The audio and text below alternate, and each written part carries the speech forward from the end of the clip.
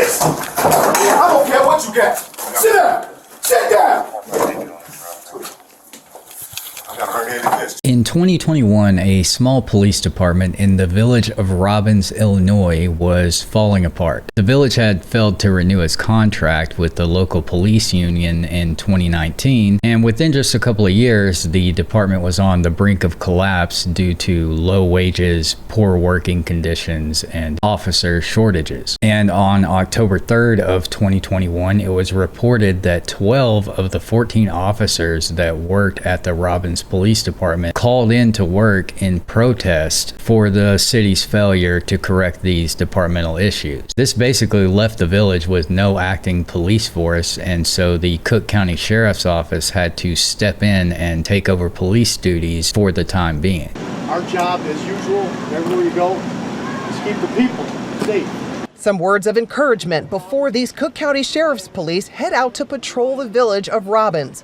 They've been working in the village since Robbins Police walked off the job Friday night. The newly elected mayor of Robbins, a man named Darren Bryant, assured the citizens that they would be safe while they formulated a plan to revise the department. And the village leaders drafted a man named David Shepard to take over the role as the new police chief. But it didn't take long for things to start going off the rails for the department again. Chief Shepard wasn't getting along with Mayor Bryant, and that eventually led to his termination. Despite the fact that he had managed to fully staff the police department in just about a year's time and decrease the city's crime rate by a meaningful amount. So this led former Chief Shepard to file a lawsuit against the village of Robbins and Mayor Bryant in his individual capacity. The lawsuit was alleging that the mayor was involved in several different corruption schemes ranging from evidence handling to official misconduct. And this is where the real star of today's story comes into the picture. This is Robbins Police Chief Carl Scott. He's who Mayor Bryant appointed to replace former Chief Shepard after his termination. So I said all that to set the backdrop for today's episode because it's not every day that a police chief gets permanently banned from policing. But this story has an interesting twist that kind of shows just how deep the corruption runs in local government. So fast forward to April of 2024 when a 43-year-old man named James Snow, who has a YouTube channel called Tyrant Terminator Audits, you might be familiar with him. He's a well-known member of the auditing community, and he decided to conduct an audit at a healthcare center in Robbins. Now, this is James's first interaction with Chief Scott, but it certainly wasn't his last. And what happens in this brief exchange,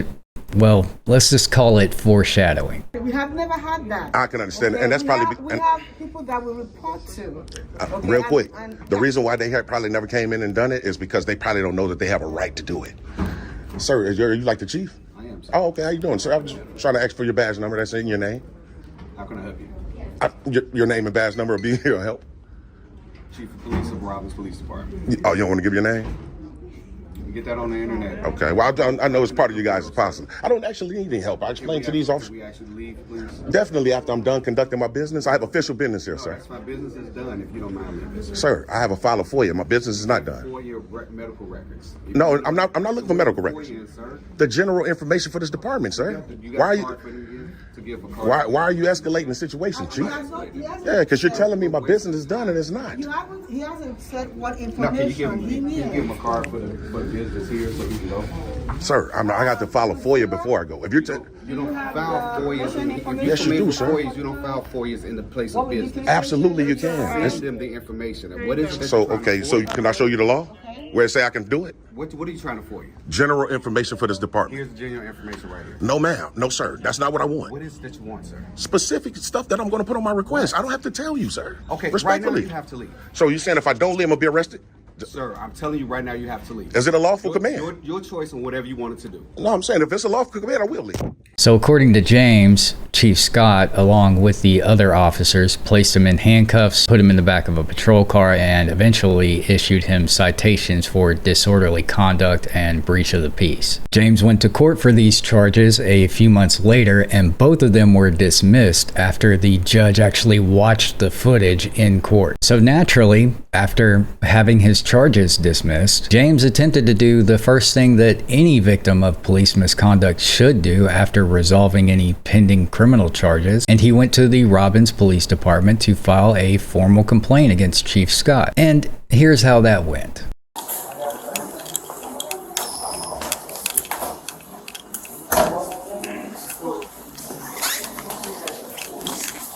So you have your ID? Oh, nah. I don't just ride around when I need. Why would you need my ID? Because I need your ID. Why? Because I'm filing a complaint. I'm asking, why do you need it?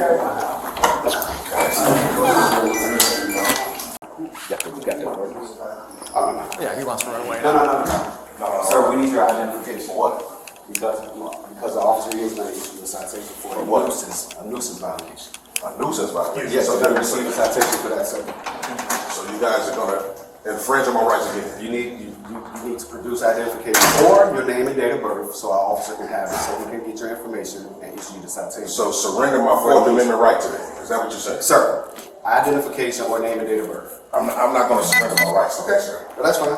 I'm not gonna surrender. Not a problem. So if you know the law, then if you refuse to give yourself your identification, then you have to be fingerprinted and get identification that way. If I'm Your choice. suspected of a crime. Right now, you're in violation of no local ordinance, so you're going to receive a local ordinance citation for public nuisance. Okay, so Your decision my information. Your And if I don't, I'll be identification. arrested. Did I say that? Okay, I said that you would be properly identified. That's all I said. I'll be against my will. Sir, there's your choices. We're not gonna go back. I'm not finna just Okay. allow y'all to just That's violate my fine. rights. Not a problem. It's gonna be on you again. I'm done. That's cool. It's been on me before. Okay, so then get ready then, man. Your qualified immunity go out the window. Not a problem. Contact Robbins Insurance. Are you gonna give him your I'm identification? not surrendering my Are rights. you gonna give him your identification? I'm not finna surrender my rights. So you are aware that no video or photos is allowed. That's not a That's law. fine. It's your opinion. That's not a law. I just gave you We're the asking law. your identification so that you can receive a citation to be on your way, and you refuse to do so. I'm gonna say this. No. I will do it if I'm threatened with arrest. Put it like that. If you say I will be It's a arrested, I don't citation. do it. It's a citation. Then I will. You're not gonna hear the words arrest come out of my mouth. Okay. I'm smarter than that. Okay. It's a citation. You're gonna give him your identification so you can receive your citation like any other thing and move on your way. I'm not gonna surrender my rights. Did I ask for your rights? I asked My for rights is I have a identification. right to be in my person's Not papers in a problem. effect. Fourth You Amendment. I have a right. but you don't have the right to photo or video when it's clearly posted. That's not a law. That's fine. What are you gonna give him your identification? I'm not surrendering my rights. So you want to be fingerprinted and go through that process? You want to unlawfully? Okay, well that's fingerprint me? fine. If we can go this way. Yep, you can turn your camera off because Jack can what video when you're back there. Okay. Good. Yeah, I did. I did.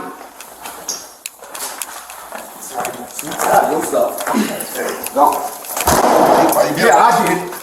Why you being aggressive? Shit, that's what you are. You are. Shut up. Come on, man.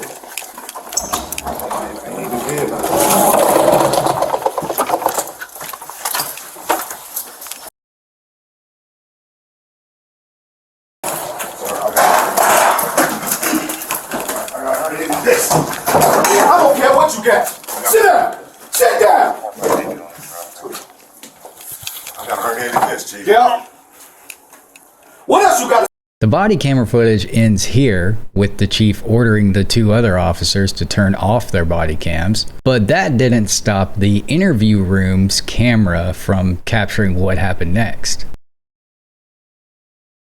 Unfortunately, there was no audio attached to this interview room camera footage in the public records request that I submitted. And like I just said, Chief Scott had ordered the other two officers to turn off their body cameras. So we have no idea what's being said here, but I'm sure you can use your imagination. Chief Scott and the other officers trapped James in this room and beat him and interrogated him for over 30 minutes. And I'm just showing you what I can show you here and hitting the highlights of this footage. It is reported that at one point, the chief even asked one of the officers for their batons, but the officer refused to give them to him. The chief also took James's wristwatch and intentionally smashed it, and his cell phone was found in a nearby sewage drain. So they eventually released James after issuing him a summons for a nuisance charge, and it didn't take long for an investigation to be launched into the chief's conduct. Less than 2 weeks after this interaction took place, CBS News Chicago caught wind of the story and were the first major outlet to break the story outside of YouTube. But at the time, the story was just an article. And as far as I can tell, not even James had posted any footage of this interaction at the time. So there was no video attached, nothing really to make this go viral. But despite the lack of public scrutiny, Chief Scott was initially placed on an unpaid administrative leave. But then Mayor Bryant started trying to fire him, so Chief Scott just resigned before he could be terminated. And although he got away without being technically fired from his job, he didn't get away without being sued and charged with multiple crimes. The former acting police chief, is facing criminal charges.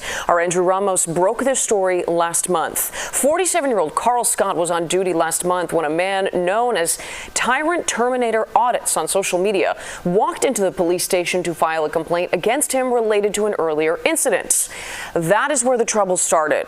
He took me in his room, slammed me down on like this little metal plate where you sit at, and he told the two officers to cut the cameras off, and they just started beating me. He accuses Scott of repeatedly hitting him in the head while the two other officers watched. Court documents state that Scott dropped James's cell phone into a sewer outside the police station, where it was later recovered. If convicted, Scott faces up to 5 years in prison. Scott was charged with multiple offenses, including aggravated battery, official misconduct, and obstruction of justice for attempting to destroy Snow's cell phone, which had recorded some of the assault. Snow and his attorney, Jed Stone, were both in Cook County Criminal Court to sit in on Scott's pretrial hearing, where Scott was successfully served with a civil lawsuit in connection to the attack. This isn't some rookie cop that didn't know the difference.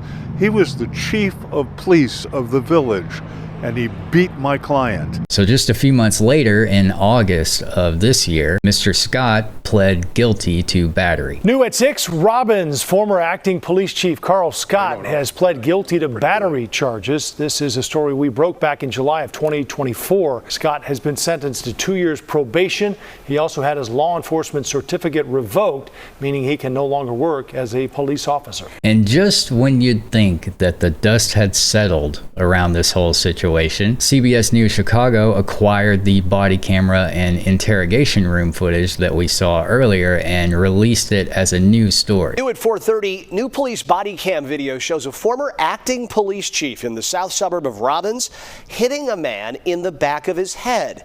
We first brought you this story a year and a half ago. Happened in July 2024 when a 43-year-old man came to the police department to file a complaint against the chief over a previous incident. So for whatever reason, immediately after CBS News ran this story, Mr. Scott decided that it would be a good idea to call them up and offer to give a personal interview to tell his side of the story, which resulted in what I believe to be one of the most cringeworthy interviews of 2025. Like seriously, I don't know how this isn't a meme yet. It's almost like a carbon copy of the R. Kelly interview. Tonight in an interview you'll see only on CBS News Chicago, former Chief Carl Scott spoke to our Jermont Terry, apologizing and taking responsibility for what happened. Everybody needs to know the why, not the one-sided narrative. Scott understands the video is damning, and he admits on that day he should have done one thing. Walk away. Instead, Scott says he let this man, who CBS Chicago identified as James, get the best of him. When we humanize the badge, so when we humanize that, then we understand.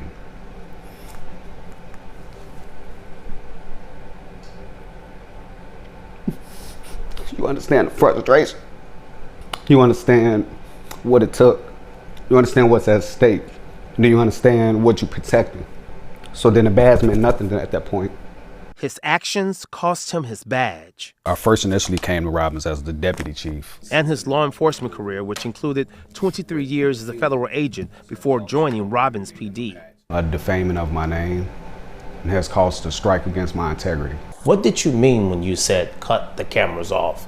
My mind wanted to hold a conversation with him. Scott resigned days before the Robbins mayor wanted to terminate him. One mistake doesn't define a person.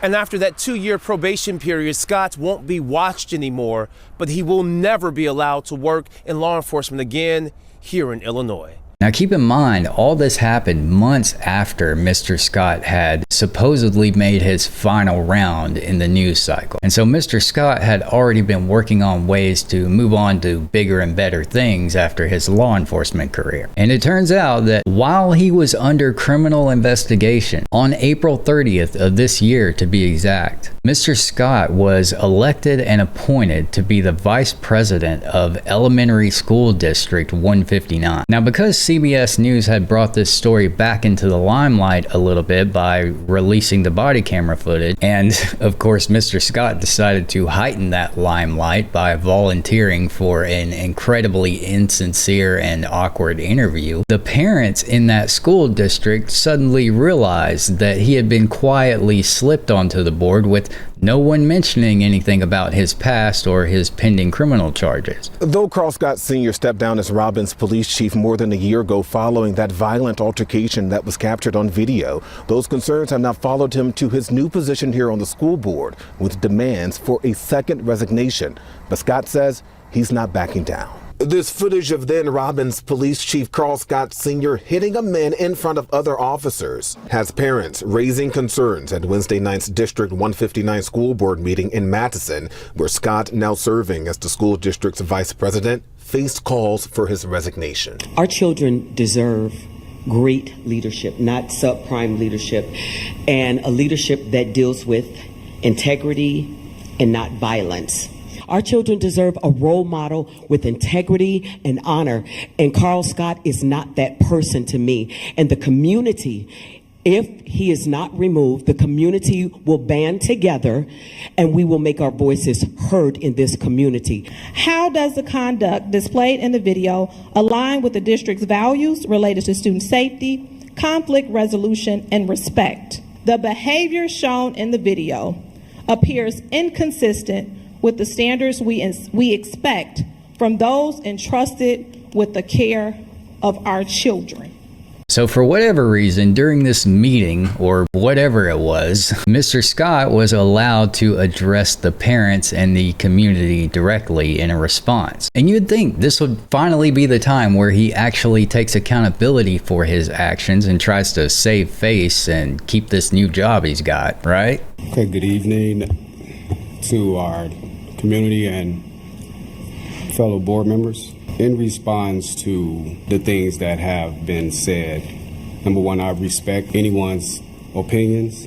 I respect your views, but there are just a couple comments that I would like to make, and I don't have a problem with addressing. When I went and conducted my own statement with CBS, I tried to make it clear and portray exactly who I am and what I stand for. One thing that they did not air is that if we took every person in this room and we put them on public display, would you stay and sit in that room, that same room? Number one, I was not terminated.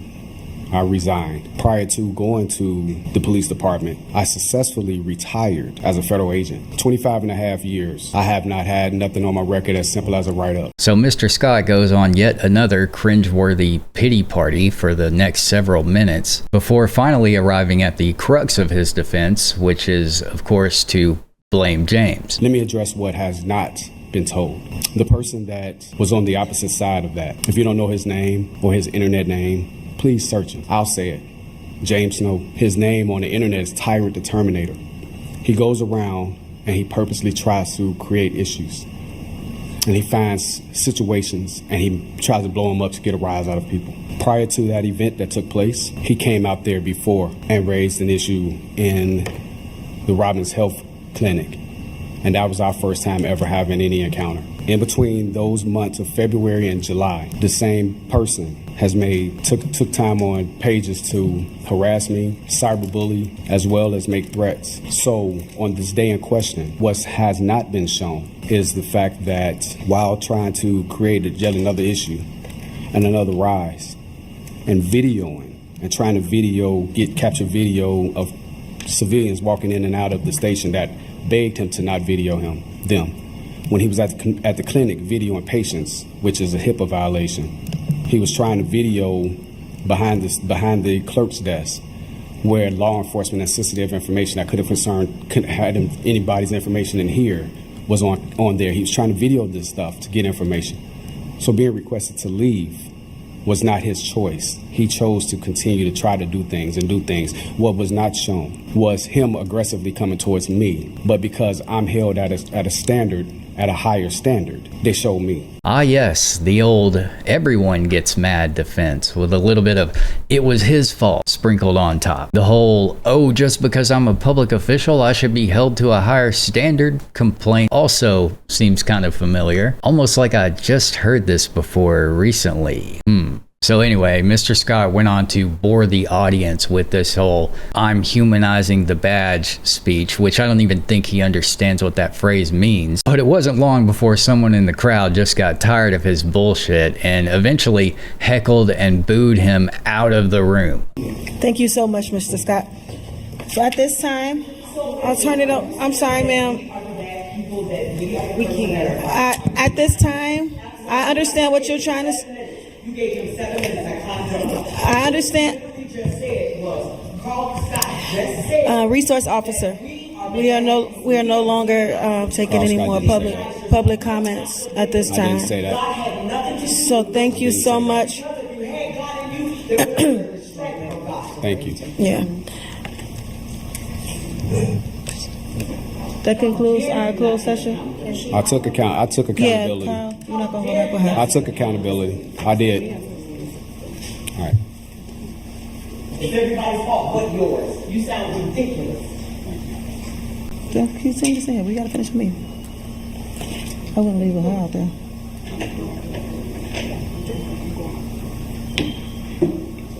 All right. Thank you so much. It is now December. So as of the date of editing this episode, District 159's website still lists Scott as the vice president. It's unclear if the board is going to be taking any action to address the concerns of the community or the parents in that district. And James's civil lawsuit is still pending. Well, ladies and gentlemen, I think this story sheds some light on how deep the threads go of government employment within the web of that industry, particularly at the local level. It's almost like all small municipalities are working together as these employment nodes to accept each other's rejected public employees. Like a vast network of utterly unemployable people who are also highly unaccountable. Basically individuals who are moved around from position to position until they get somewhere where they won't make a fuss and can't cause any legitimate liability. And since Mr. Scott is so stuck on this idea of humanizing the badge, how about we just remove the police officer element out of this equation entirely? No matter who I saw on video dragging someone to a back room to beat their ass just for asking questions, I would not have faith in that person to hold public office, especially not one dealing with children. And it's just mind-boggling to me that it's 2025 and we still have very high-ranking law enforcement officials who do not understand fundamental concepts in regards to state law, constitutional law, or civil rights. Which brings me to my next point. How the fuck did Mr. Scott work in federal law enforcement for over 2 decades and still not understand fundamental, basic constitutional principles? And we're just completely ignoring the whole de-escalation aspect of this as well. If it hadn't already been so long since Mr. Scott was a patrol officer, you best believe that I would be doing a ton of FOIA requests on his past body camera footage. But unfortunately, most departments don't hold that footage for very long, and for all I know, there may not have even been body cameras when he was a patrol officer. Anyway, I just wanted to put this together for you guys and connect the dots on a story that I really hadn't seen told from beginning to end on YouTube yet, which is something that most journalists don't care to take the time to do. So be sure to give your support to James and the Tyrant Terminator Audits channel. You can find a link to both of those in the description and pinned comment. Thank you very much for watching to the end of this video. It really does help when you watch the video all the way to the end. That's kind of how YouTube decides whether or not to show it to new people. So thank you. Anyway, that's all I got for you today, folks. Thank you for watching. I'll see you in the next one. Cheers. My thing is, He had a high position as chief of police, and he told people under him, 2 officers, to cut the body cams off, which is a felony. So here it is, he has another high position, vice president. Is he gonna tell somebody under him at the board to commit crime too? Like, this is something that they can't take a chance with, especially if something happened years on down the line at the board. They can never say, we didn't know he was like that, because look, all the video is being exposed. So the board has a decision, man. Are they gonna take a chance on this guy, or are they gonna do the right thing?